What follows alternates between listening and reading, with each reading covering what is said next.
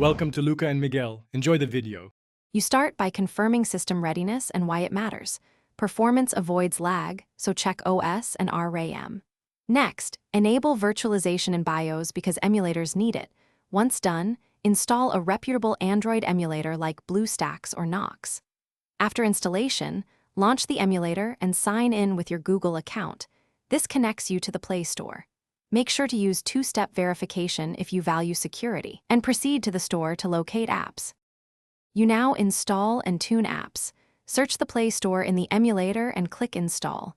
This downloads APKs to the virtual Android. Then, configure emulator settings, allocate more CPU cores or RAM for heavy apps, and choose a display resolution that matches your laptop.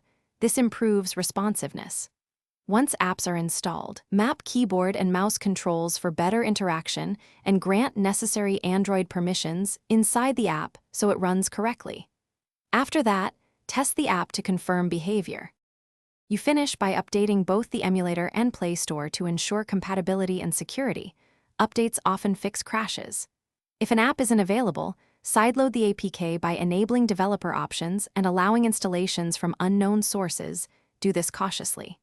If things go wrong, clear the app cache, reinstall the app or emulator, and verify virtualization is still enabled in BIOS. Also, update GPU drivers. These steps resolve most performance or display.